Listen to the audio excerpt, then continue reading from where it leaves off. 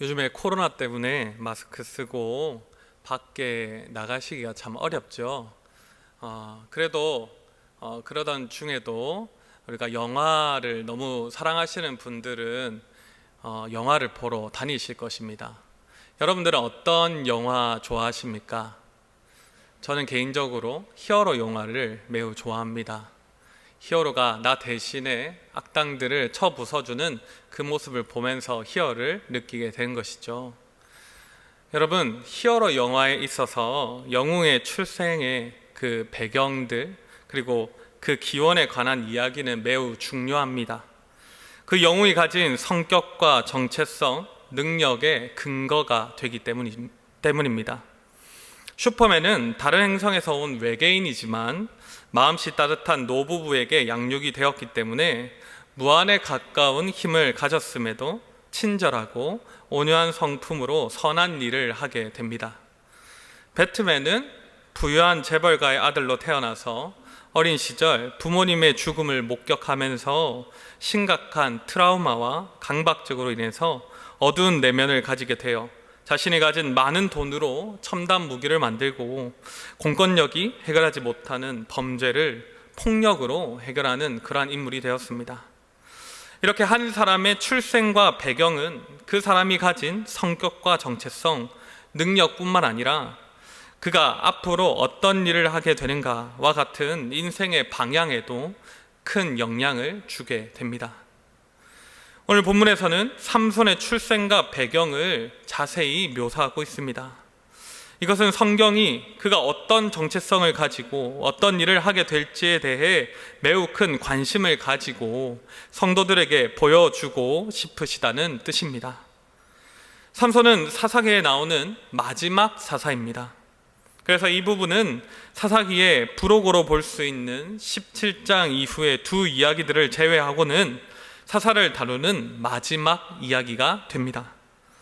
삼손을 떠올리면 아마 여러분들도 그런 이미지를 떠올리시겠지만 많은 고전 문학과 명화에서 강력한 힘을 가진 영웅의 이미지로 그려집니다. 마치 그리스 신화에 나오는 헤라클레스와 같은 그러한 이미지죠. 그러나 성경은 삼손을 그렇게 묘사하고 있지 않습니다. 사람들은 영웅을 좋아합니다. 앞서 제가 말씀드렸듯이 나를 대신해서 뭔가 악에 맞서 싸워주고 승리하여서 나의 카타르시스를 느끼게 해주기 때문이죠. 하지만 삼손을 포함하여 이 세상에 사람은 아무도 그런 영웅이 없다라는 것을 말하는 게 바로 오늘 이 사사기의 주제입니다. 사사기는 그래서 영웅 이야기가 아닙니다.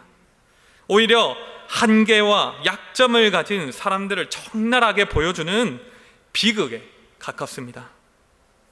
사사기에는 사사들의 등장에 앞서 한 가지 비슷한 패턴들이 반복되고 있는데, 사사기에 나오는 반복적인 패턴은 첫째로 이스라엘이 하나님 앞에서 악을 행합니다. 둘째로 하나님은 이방 종족들을 통하여서 이 악을 행한 이스라엘에게 징계를 내리시죠. 셋째로 이스라엘은 자신의 죄악을 하나님께 회개하고 구원을 간구하면서 부르짖습니다. 넷째는 하나님은 사사를 보내주셔서 이스라엘을 구원하신다는 것입니다. 그래서 이스라엘에 평화가 임하게 되고, 그리고 나서 또 이스라엘은 평화에 물들어서 하나님 앞에서 악을 행한다. 이야기가 계속 반복되는 것이죠. 악을 행하고 이방의 억압을 받고 회개와 부르짖고 사사의 구원을 받는 이 패턴은 사사기 전체에서 이루어지는 패턴입니다. 그러나 사사기를 앞에 1장부터 꾸준히 읽어보시면 아시겠지만 이 패턴이 갈수록 나빠지는, 악화되어지는 것을 바라보게 됩니다. 우리는 이것을 하강 나선형 구조라고 말합니다. 나선형이다. 우리가 나사못이 아래 바닥에 나사못을 박는다고 생각하시면 빙글빙글 똑같은 원을 그리면서 돌지만 어떻게 됩니까? 점점 아래로 내려가게 되겠죠. 이렇게 사사기의 패턴은 반복될수록 이스라엘의 범죄는 더욱더 커지고 사사들의 상태는 점점 더 안 좋아져서 더 큰 약점을 가지고 큰 실수를 하는 사사들이 등장한다는 것입니다. 그리고 이제 마지막 사사인 삼손에 이르러서 이스라엘은 더 이상 하나님께 자신의 잘못을 회개하지도 않고 자신들의 고통을 하나님 앞에 부르짖고 호소하지도 않게 됩니다. 이렇게 삼손 이야기는 하나님을 왕으로 인정하지 않고 각기 자기 소견에 오른 대로 살아가던 이 이스라엘에게 닥친 비극의 절정인 것입니다. 삼손 이전의 사사들은 계속해서 이 비극의 절정을 향해 달려가는 그런 이야기들을 만들어냅니다. 온니엘보다는 에웃이, 또 에웃보다는 드보라보다는 기드온이 더 큰 결점과 실수를 한다는 것이죠. 그리고 사사기의 이 반복적인 패턴을 따르는 입다가 등장합니다. 입다는 이스라엘의 사사로서 매우 짧은 시기인 6년이란 기간 동안만 이스라엘을 다스렸습니다. 입다가 치리하던 때에 이스라엘에는 평화가 없었다고 성경이 기록하고 있습니다. 그는 인신제사로 자기 딸을 바치고 에브라임 지파를 학살할 정도로 이방의 폭력적인 문화에 너무나 익숙했던 그런 사람이었습니다. 그러다 보니 그의 치리에 당연히 평화가 없었겠지요. 입다 이야기가 끝난 후에 성경은 3명의 사사를 짧게 소개합니다. 첫째로 입사는 어느 지파인지 소개되어 있지는 않습니다. 단지 베들레헴 입산이라고 하는 것으로 보아서 그저 그 도시를 중심으로 활동을 했다는 것을 알 수 있습니다. 그는 사사로서 어떤 일을 했을까요? 그는 딸들을 시집 보내고 아들들을 위해서 다른 이방의 주변 나라들의 딸들을 데리고 옵니다. 이스라엘을 구원한 입산에 대한 이야기는 성경에 나오지 않습니다. 그저 자녀들의 결혼만 언급되어 있습니다. 왜 그럴까요? 그가 이스라엘을 하나님의 뜻대로, 하나님의 법대로 치리하는 것보다 자신의 권력을 공고히 하기 위해서 자녀들을 사용하는 것에, 이 외교적으로 사용하는 것에 더 관심을 가졌기 때문입니다. 당시 고대 근동의 왕들은 그의 자녀들을 주변 나라들과 같이 결혼시킴으로 서로가 서로의 평화를 도모했었습니다. 이렇게 입산도 이 주변 고대 근동의 나라의 왕들과 동일한 행동을 하고 있었다는 것입니다. 하나님의 도우심으로 인한 이스라엘의 구원이나 평화가 아니라 자기 자신이 만들어낸 평화에 그 나라에서 살았다는 것입니다. 둘째로 엘론은 스불론 사람으로서 10년 동안 이스라엘을 다스렸습니다. 그게 끝입니다. 특별한 사건과 사고도 없이 그저 그는 이스라엘을 다스리고 스불론 땅 아얄론에 장사되었습니다. 그가 사사로서의 정체성을 가지고 하나도 살지 않았다는 것이죠. 그저 그는 자기 이름 하나 이 세상에 남긴 것으로 끝나 버렸습니다. 마지막으로 압돈은 에브라임에 속한 비라돈 사람 힐렐의 아들입니다. 그 또한 어느 지파에 소속되었다고 나와 있지 않습니다. 그에 대한 성경의 설명은 그에게 아들 40과 손자 30이 있어서 어린 낙이 70을 탔다는 것이 다입니다. 성경은 그에 앞서서 활동하던 사사 야일을 그와 비슷하게 묘사하는데, 야일은 자신의 아들 30을 낙이 30에 타게 했던 사사입니다. 이 야일과 비교하면 압돈은 아들과 손자까지 자신의 권력과 풍요를 세습해서 이를 모든 사람들 앞에서 더 과시했다는 것을 우리는 알 수 있습니다. 사사 입다 이후 나오는 이 세 사사들을 통해서 우리는 무엇을 알 수 있습니까? 첫째는 이스라엘에서 더 이상 지파의 구분이 별로 중요하지 않게 되었다는 것입니다. 다르게 말하면 하나님께서 출애굽시키시고 이제 가나안 땅을 정복하게 하시고 각 지파에게 기업을 주심으로 이제 그 기업을 잘 이뤄나가야 되는 하나님의 사명은 그들이 다 잊어버렸다는 것이죠. 자신의 정체성, 이스라엘인으로서 하나님의 백성으로서의 정체성, 한 지파에 소속이 된 그 정체성을 다 잊어버렸다는 것입니다. 둘째는 사사들이 하나님의 뜻대로 이스라엘을 평화롭게 다스리는 것보다는 자신의 재산이나 가문의 부흥과 같은 욕망을 채우는 것에 더 관심을 가지게 되었다는 것입니다. 이렇게 이제 사사들은 고통당하는 이스라엘을 구원하는 역할에는 별로 관심을 가지지 않게 되었습니다. 그들은 사사라는 이름이 주는 권력과 혜택에만 관심을 가지고 있었고, 이방의 왕들과 같이 풍요를 누리는 것에만 더 관심을 가지게 되었습니다. 하나님께 사명을 받아서 하나님의 법으로 이스라엘을 구원해야 할 이 지도자 사사들의 상태가 이런데, 하물며 이스라엘 백성들의 상태는 어떠했겠습니까? 그들 또한 하나님을 잊어버리고 자신의 욕망을 쫓아서 그렇게 하루하루를 살아가고 있었다는 것입니다. 압도는 8년 동안 사사로 있다가 죽게 되었습니다. 그리고 이스라엘 자손은 다시 여호와 하나님의 목전에서 악을 행하였습니다. 오늘 우리가 함께 읽은 본문 말씀, 우리 1절 함께 읽어보겠습니다. 이스라엘 자손이 다시 여호와의 목전에 악을 행하였으므로 여호와께서 그들을 40년 동안 블레셋 사람의 손에 넘겨주시니라. 아멘. 하나님께서는 이스라엘 백성들이 계속해서 이 반복적인 죄악을 저지름으로 블레셋을 사용하셔서 40년 동안이나 이스라엘을 징계하셨습니다. 여러분, 앞서 제가 사사기에 반복되는 패턴을 설명드렸는데, 그러면 그 다음에 나와야 되는 게 뭐겠습니까? 이제 이스라엘이 회개하고 하나님께 부르짖어야 될 것입니다. 그러나 이스라엘은 하나님께 부르짖지 않습니다. 40년이라는 세월이 결코 짧은 세월이 아니지요. 우리 일제강점기가 40년이 조금 못 미치지 않습니까? 아주 오랜 기간입니다. 그 기간 동안 수많은 수모와 또 억압을 당하고, 또 한편으로는 그 침략국의 문화와 정서, 또 그들이 섬기는 신들에 대해서도 아마 많은 부분들을 배우고 흡수했을 것입니다.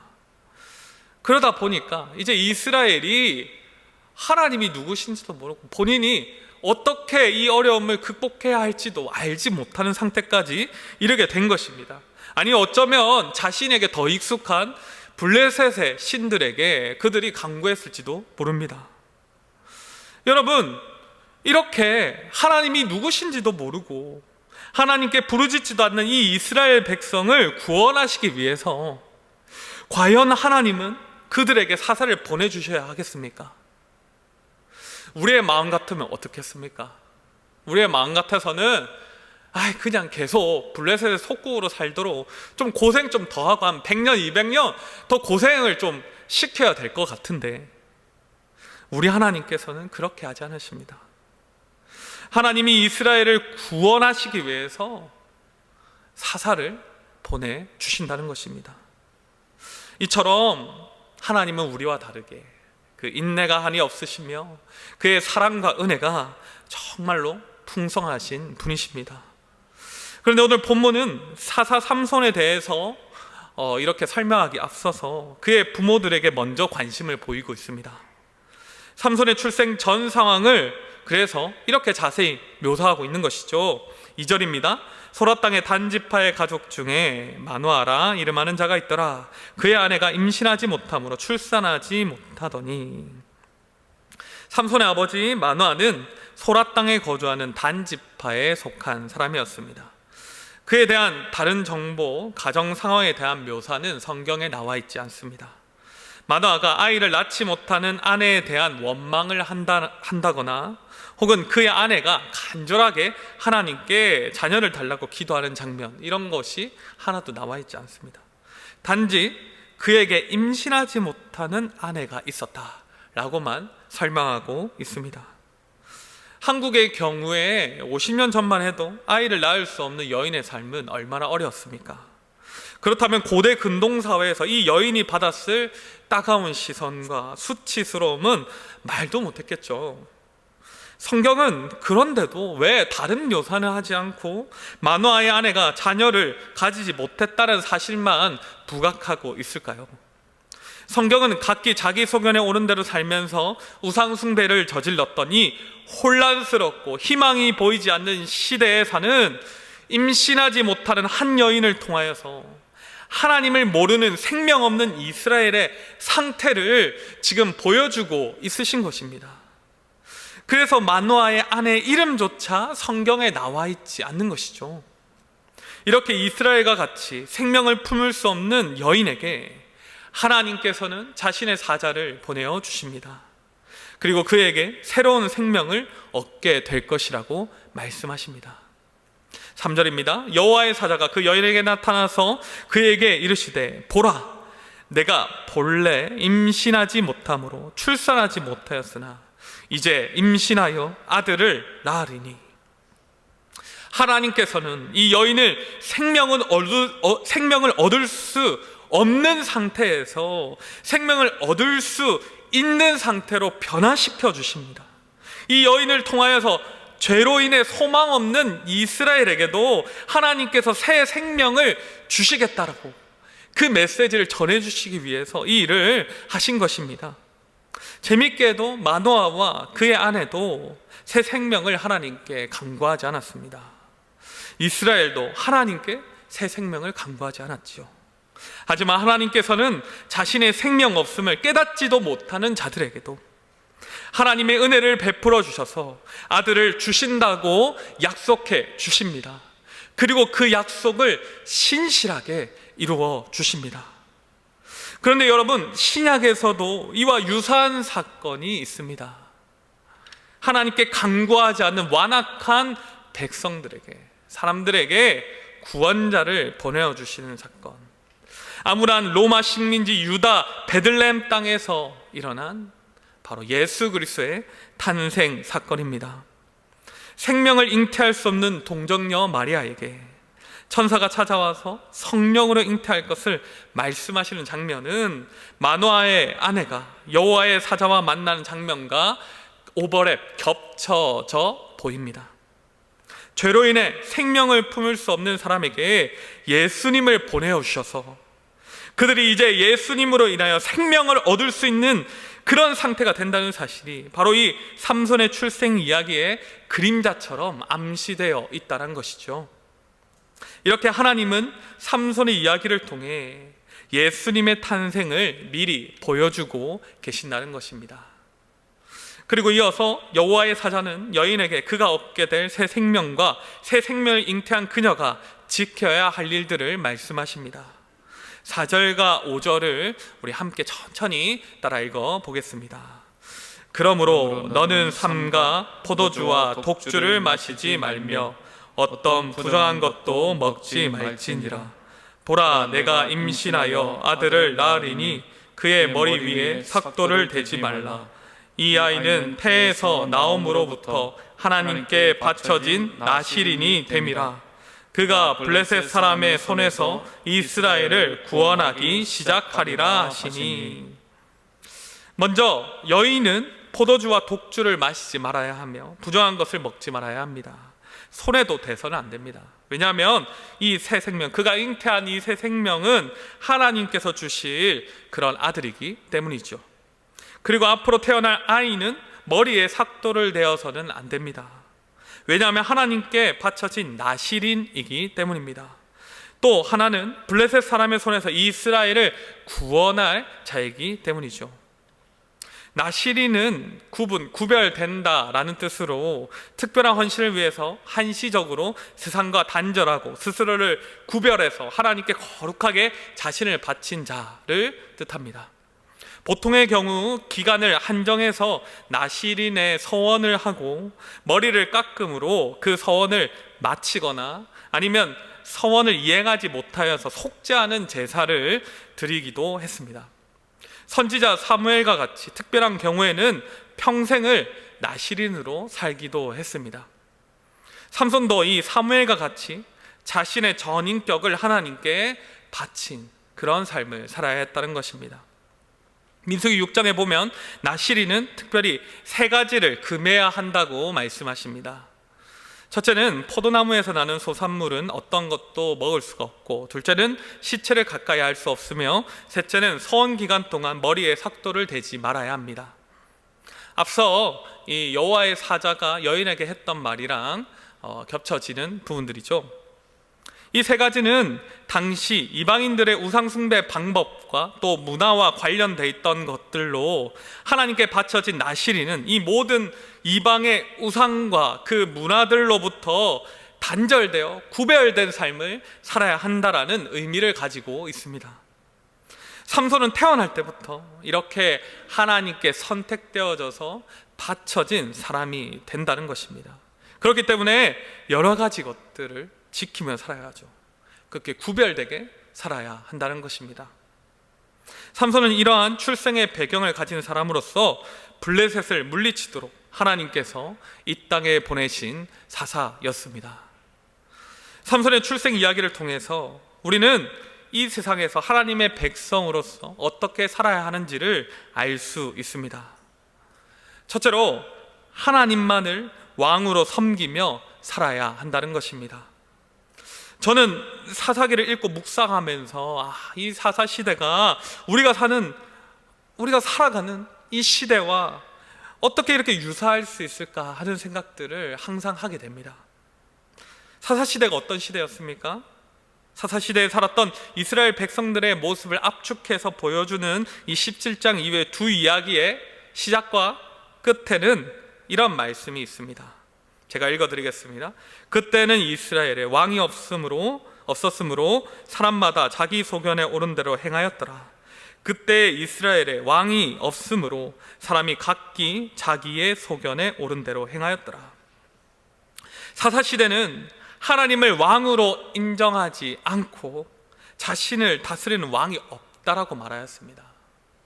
왜 왕이 없습니까? 하나님이 그들의 왕이 되셔서 출애굽시키시고 가나안에 들어가게 하셨는데 그들의 왕은 하나님이신데 지금 성경은 그들에게 있어서 이제 더 이상 하나님이 왕이 되시지 않았다고 말하고 있는 것이죠.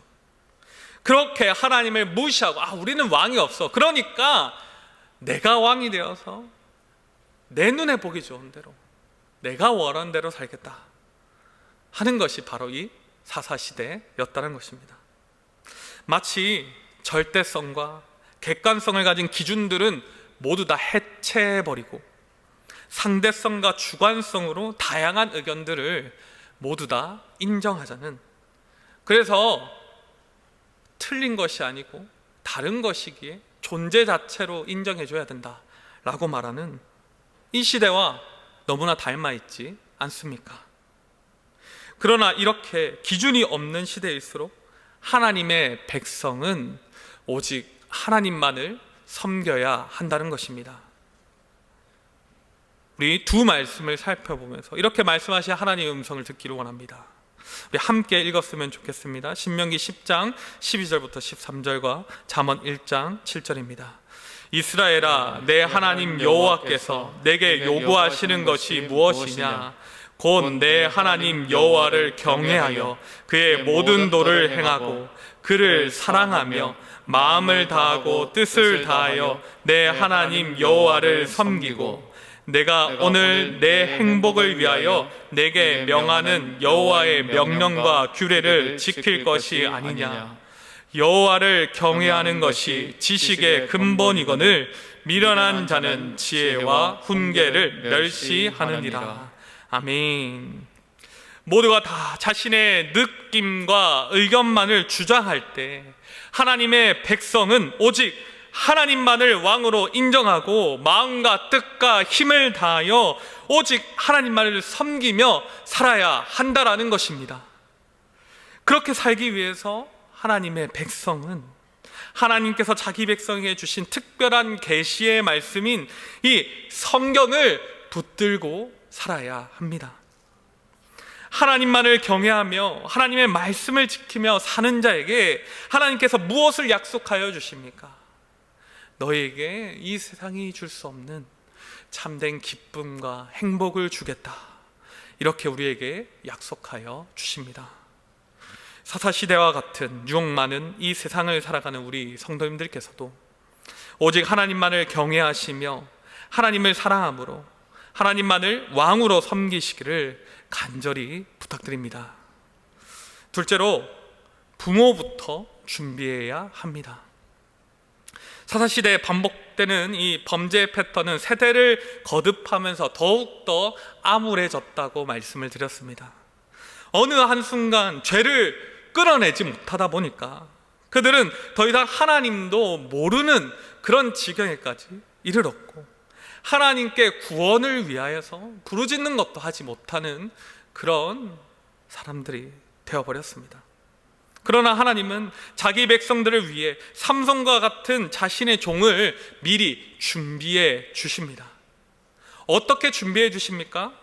오늘 이야기에서 여호와의 사자는 삼손을 부르기 전에 그의 부모에게 먼저 자녀에 대한 비전을 보여주시고, 그의 부모로부터 하나님께 구별되어서 바쳐진 자 나실인으로 살도록 하십니다. 나실인으로 구별된 삼손만 그렇게 살라고 한 것이 아니라 그의 부모가 먼저 나실인과 같이 구별된 삶을 살아야 한다라는 것입니다. 나실인 삼손은 부모의 뱃속에서부터 나실인으로 구별되어졌고 나실인으로 태어나야 하기 때문입니다. 세상을 하나님의 능력으로 구원할 하나님의 백성은 그래서 부모로부터 준비되어야 합니다. 얼마 전 목회 데이터 연구소라는 기관에서 교회 다니는 중고등학생들 500명을 대상으로 설문조사를 했더니 자신의 신앙생활에 가장 큰 영향을 준 사람은 바로 첫 번째로 이 양쪽 부모님 다 교회를 다니는 경우입니다. 1위가 어머니 37%, 2위가 아버지 23%, 3위가 목회자 13% 이렇게 꼽았다고 합니다. 여러분, 60%의 자녀들이 나의 부모님께 가장 큰 신앙의 영향을 받는다라고 했다는 것이죠. 그러면 나머지 40%는 부모님께 영향을 안 받았겠습니까? 가장 큰 영향을 받은 것이 부모님이라는 것이지, 아마 우리 모든 분들이 다 생각하듯이 아마 100%가 다 부모님께 그 신앙의 영향을 받았을 것입니다. 그래서 여러분, 부모가 먼저 건강한 신앙으로 준비되어 있어야 한다는 것입니다. 내가 건강한 신앙으로 살지 못하면서 내 자녀가 건강한 신앙인이 되기를 바라는 것은 기적입니다. 그런 일이 없습니까? 있습니다. 그러나 그것은 하나님의 은혜입니다. 하나님의 원리는 무엇입니까? 부모로부터 건강한 신앙이 전수되는 그것입니다. 오늘 신명기 말씀에도 그러한 말씀들을 하나님께서 하신다는 것을 우리는 살펴볼 수 있습니다. 신명기 4장 10절입니다. 내가 호렙산에서 내 하나님 여호와 앞에 섰던 날에 여호와께서 내게 이르시기를 나에게 백성을 모으라. 내가 그들에게 내 말을 들려줘 그들이 세상에 사는 날 동안 나를 경외함을 배우게 하며 그 자녀에게 가르치게 하라 하시매. 하나님께서는 출애굽하고 광야에서 하나님께 불순종함으로 죽은 광야 1세대는 그 광야에서 다 끝내시고 이제 2세대를 준비하셔서 가나안에 들어가시게 하실 텐데, 그에 앞서서 모압 평지에서 그들을 불러내시고 지금 말씀하시는 것입니다. 너희가 모세에게 하는 거죠. 너가 나의 말을, 하나님의 말씀을 그들에게 들려주어서 하나님을 경외함을 배우게 하라. 그리고 그들의 자녀들에게 부모가 자신의 신앙을 가르치게 하라고 명령하십니다. 먼저 하나님을 경외하게 된 부모를 통하여서 자녀에게 그 신앙이 흘러간다는 것입니다. 그러면 부모는 어떻게 자녀를 가르쳐야 합니까? 오늘 두 말씀, 똑같은 말씀이지만 다른 부분들을 제가 한번 찾아봤습니다. 신명기 말씀 우리 한번 같이 읽어보도록 하겠습니다. 내 자녀에게 부지런히 가르치며 집에 앉았을 때에든지 길을 갈 때에든지 누워 있을 때에든지 일어날 때에든지 말씀을 강론할 것이며 또 그것을 너희의 자녀에게 가르치며 집에 앉아 있을 때에든지 길을 갈 때에든지 누워 있을 때에든지 일어날 때에든지 이 말씀을 강론하고. 무슨 말입니까? 성경책을 가지고 다니면서 밥 먹을 때도 성경책 읽어주고 이렇게 해설해주고 적용시켜주고 길 갈 때도 성경책 가지고 다니면서 그렇게 하라는 것이겠습니까? 아닙니다. 우리의 삶이 말씀과 같이 되어서 우리의 자녀들이 우리의 삶을 바라봄으로 그 말씀이 무엇인지 알게 되게끔 그렇게 살라는 말씀이죠. 언제 어디에 있든지 하나님의 말씀을 들을 수 있도록 너희가 늘 그러한 삶을 살라 라고 하시는 것입니다. 일상의 순간순간 기회가 있을 때마다 하나님을 경외하는 것을 가르치라는 것입니다.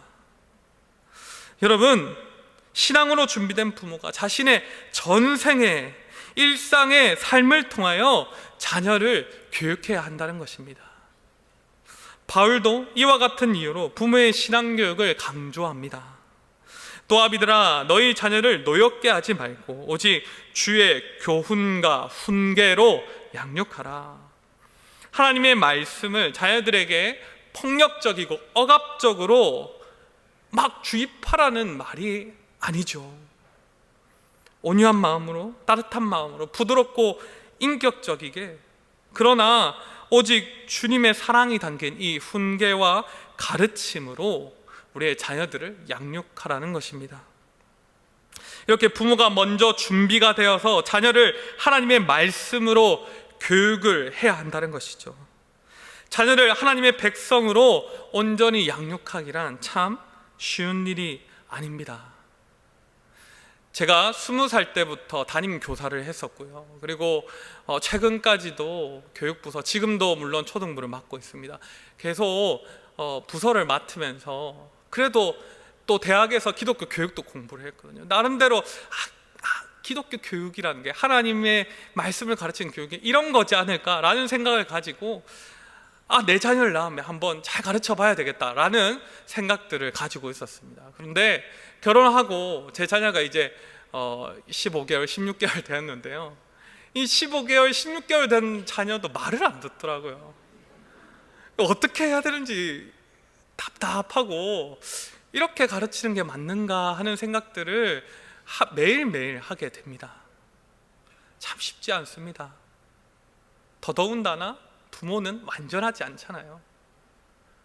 아마 저뿐만 아니라 우리 여기 계신 모든 분들도 완벽한 분은 없으실 것입니다.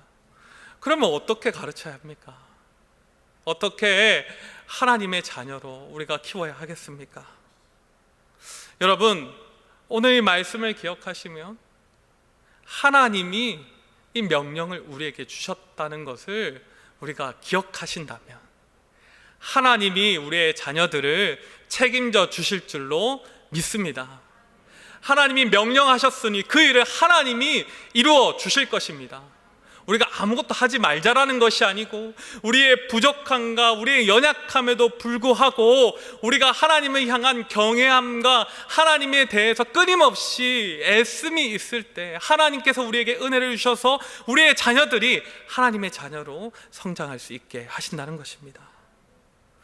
여러분, 이스라엘을 구원할 사사를 하나님이 불러주시고 그에 앞서서 하나님이 그의 부모를 준비하여 주셨습니다.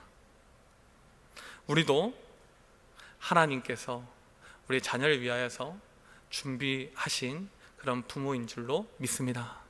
지금 내 자녀가 다 장성했고 나는 자녀가 없기 때문에 나랑 상관없는 얘기다, 그것이 아니고 우리 교회 안에 영적으로 우리가 자녀 삼아야 되는, 아까 제가 이 설문을 말씀을 드릴 때 양가 부모님이 다 교회를 다니는 경우라고 말씀드렸습니다. 그러면 양가 부모님이 교회를 다니지 않는 경우는 누가 부모의 역할을 해야 되겠습니까? 우리 교회의 성도님들이, 우리 선생님들이, 저와 같은 교육자가 그 역할을 해야 할 줄로 믿습니다. 정말 우리 주일학교 아이들 사랑하여 주시고 늘 기도해 주시고 정말 하나님의 그런 사명을 맡은 사사와 같은 백성들로 잘 양육할 수 있도록 그렇게 애써 주시길 간절히 부탁드립니다. 이 혼란스러운 세상에 살아갈 때 성도는 어떻게 살아야 합니까? 셋째로, 나실인으로 구별되게 살아야 합니다. 나실인은 당시 세상이 주는 즐거움으로 상징되는 포도주와 독주, 거룩함을 훼손하는 부정한 것들, 시체, 하나님으로부터 부여받은 이 머리카락을 우상 숭배의 목적과 이방의 문화의 영향을 받아서 자르는 삭도를 가까이에서는 안 되었습니다. 이것은 당시 근동사회에서 익숙했던 문화들과는 단절하고 오직 하나님께서 받으실 만한 거룩하게 구별된 사람으로 살아야 한다는 것을 말합니다. 세상과 결합된 정체성이 아니고 세상과 구별된 정체성으로 살아야 한다는 것입니다. 하나님의 백성인 우리도 하나님께 바쳐진 나시린의 정체성을 가지고 세상과 구별된 삶을 살아야 할 줄로 믿습니다. 그렇다면 하나님께 바쳐진 이 나시린의 정체성은 무엇입니까? 우리가 어떤 정체성을 가지고 살아야 합니까? 첫째로 나시린은 하나님께 바쳐진 자입니다. 로마서 12장 1절부터 2절은 그리스도인의 정체성, 하나님께 바쳐진 나시린의 정체성을 이렇게 말씀하십니다. 그러므로 형제들아, 내가 하나님의 모든 자비하심으로 너희를 권하노니 너희 몸을 하나님이 기뻐하시는 거룩한 산 제물로 드리라. 이는 너희가 드릴 영적 예배니라. 너희는 이 세대를 본받지 말고 오직 마음을 새롭게 함으로 변화를 받아 하나님의 선하시고 기뻐하시고 온전하신 뜻이 무엇인지 분별하도록 하라. 자신의 소견으로 자기 욕망을 쫓아 살아가는 그런 사람이 아니라 하나님의 눈으로 세상을 바라보고 하나님의 사명을 감당하기 위해서 모든 생각과 마음과 몸으로 하는 모든 일들이 다 하나님을 섬기는 일을 하는 그런 하나님의 백성이 되어야 한다는 것입니다. 여러분, 하나님께 우리가 제물로 바쳐지기에 부정함이 없는 그런 거룩한 우리가 그런 사람이 되어야 한다는 것입니다. 그렇게 살기 위해서는 이 세상을 본받지 말아야 합니다. 이 세상의 지혜를 따르지 말아야 합니다. 이 세상에서 너무나 당연하게 생각하는 그런 것들을 우리의 말씀의 기준으로 바라봐야 합니다. 누군가는 말씀을 반대로 세상의 기준으로 계속해서 해석하시고 이 교회의 세상의 지혜와 기준을 대입하려는 그런 분들이 계십니다. 그러나 정말로 부탁드리기는 하나님의 그런 관점으로 우리가 세상을 바라보고 그렇게 살아야 하나님의 거룩한 백성으로 살 수 있다는 것입니다. 우리의 공동체와 이웃을 생각하기보다 자기 뜻만, 그래서 자기 이익만이 미덕이라고 말하는 이 세상 앞에서 진리를 따르기보다 자신의 기호와 감정과 유행을 따르는 것이 가장 좋은 것이라고 말하는 이 세상 앞에서 우리는 이 세상을 따르지 않고 하나님의 선하시고 기뻐하시고 온전하신 뜻대로 살아가길 소원합니다.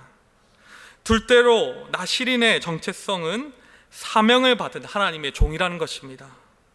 베드로전서 2장 9절은 우리의 정체성을 이렇게 말씀하십니다. 그러나 너희는 택하신 족속이요 왕같은 제사장들이요 거룩한 나라요 그의 소유가 된 백성이니 이는 너희를 어두운 데서 불러내어 그의 기이한 빛에 들어가게 하신 이의 아름다운 덕을 선포하게 하려 하심이라. 거룩한 하나님의 백성인 우리는 하나님의 뜻을 이 땅에 이루어드리는 하나님의 복음을, 하나님의 아름다운 덕을 이 땅에 선포하는 자들이라는 것입니다.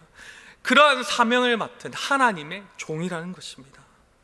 말씀으로 빛 대신 예수 그리스도를 전하고 영원한 심판과 멸망받을 자들을 구원의 길로 인도하는 그러한 우리는 하나님의 동력자들입니다. 내 욕망만을 위해, 과실을 위해, 하루하루 생존만을 위해서 살아가는 자들이 아니라 하나님의 소유로서 하나님께 맡겨진 사명을 감당하시는 우리 모든 성도님들 되시기를 간절히 소원합니다. 말씀을 맺겠습니다. 사사기는 이스라엘이 하나님께로부터 받은 하나님의 백성이란 정체성을 서서히 잃어가면서 생기는 비극을 우리에게 보여줍니다.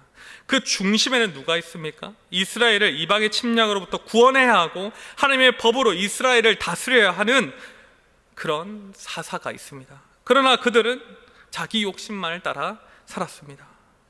시간이 지날수록 가나안 정복의 감격은 사라지고 이스라엘 공동체라는 정체성도 사라지고 죄악된 사람의 본성만이 남아서 하나님을 찾지도 않는 이스라엘을 향하여서 그럼에도 불구하고 하나님은 그들을 구원하여 주셨습니다.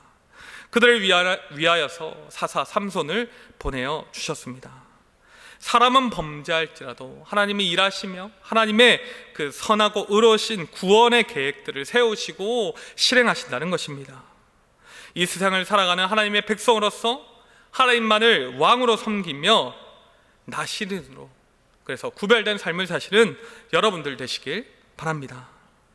또한 우리의 자녀들이 우리와 같이 살도록 우리가 부모로서, 영적 부모로서 잘 준비하고 우리의 자녀들이 우리를 보고 따라올 수 있도록 그렇게 거룩한 삶을 사시는 모든 성도님들 되시길 부탁드립니다. 사사시대는 점점 더 완악해지면서 비극으로 끝났지만 우리는 점점 더 하나님을 잘 섬김으로 하나님께서 주시는 은혜를 풍성히 누리기를 간절히 소원합니다. 시간 함께 나눈 말씀을 생각하시면서 찬양하겠습니다. 주님, 내가 여기 있사오니 나를 써주소서, 나를 보내소서. 주님, 내가 여기 있사오니 나를 보내소서.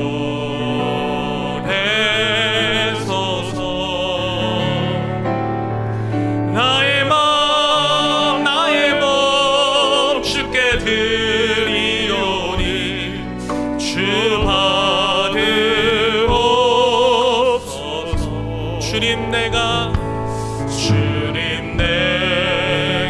여기 있사오니 나를 써주소서.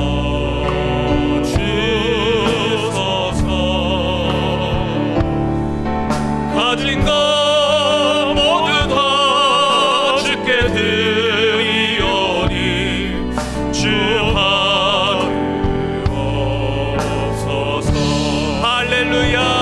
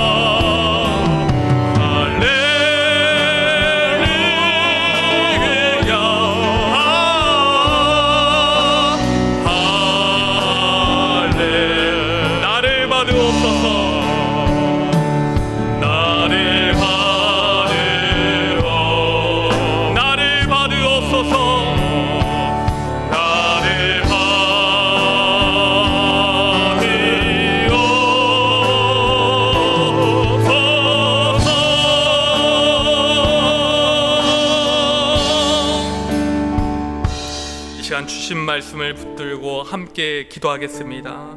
하나님의 절대적인 기준이 다 사라졌다고 말하며 자기 소견에 옳은 대로 살아가는 혼란스러운 이 시대에 우리가 하나님의 종으로서 사명을 받고 그렇게 살아가게 되었습니다. 우리가 하나님을 왕으로 섬기게 하시고 오직 하나님께 바쳐진 자 나시린으로 살아갈 수 있게 하여 주시옵소서. 우리만 그러한 삶을 살 것이 아니라 우리의 자녀들, 우리의 다음 세대도 그러한 삶을 살게 하여 주시옵소서. 시간 함께 간절히 기도하시겠습니다. 주여 아버지, 은혜를 허락하여 주시옵소서. 주님, 정말 사사시대와 같은 이 완악한 세대 가운데 주여 우리가 어떻게 살아야 하겠습니까? 주님, 정말 주님께서 우리에게 은혜를 베푸시고 정말 완전하신 그 기준을 허락하여 주셨사오니 주님, 그 기준대로 우리가 살아갈 수 있게 하여 주시옵소서. 주여, 흔들리지 않기 원합니다. 우리가 이 세상 문화에 젖어들지 않기 원합니다. 세상이 말하는 가치관과 기준에 우리 자신을 맞추지 않고 오히려 아버지 하나님이 주시는 말씀의 가치관과 기준에 세상을 맞춰가는 그렇게 목소리를 내면서 아버지 주님의 아름다운 덕을 선전하는 우리가 되게 하여 주시옵소서. 은혜를 허락하여 주시옵소서. 은혜를 허락하여 주시옵소서.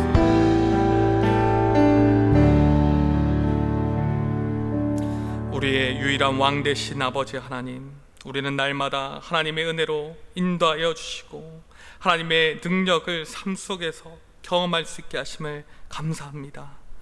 그러나 사사시대와 같은 이 세상을 살아가면서 우리가 너무나 많은 혼란과 어려움을 겪고 살게 됩니다. 우리 자신도 모르는 사이에 주님, 세상의 문화를 쫓아서 하나님을 잊고 살 때가 너무나 많이 있습니다. 주님, 우리의 죄를 용서하여 주시옵소서. 우리를 불쌍히 여겨 주시옵소서. 하루하루 하나님의 말씀 앞에서 새롭게 살기를 원합니다. 오직 하나님만을 왕으로 삼아서 하나님을 경외하는 삶을 살게 하시고 그러한 삶을 우리의 다음 세대 자녀들에게 전수하게 하여 주시옵소서. 하나님께 바쳐진 자 나실인과 같이 우리를 산제물로 드리는 예배자의 삶을 살게 하여 주시옵소서. 세상을 변화시키는 그런 하나님의 종되기를 소원하오며 우리를 구원하시는 우리 주 예수 그리스도의 이름으로 기도드리옵나이다. 아멘.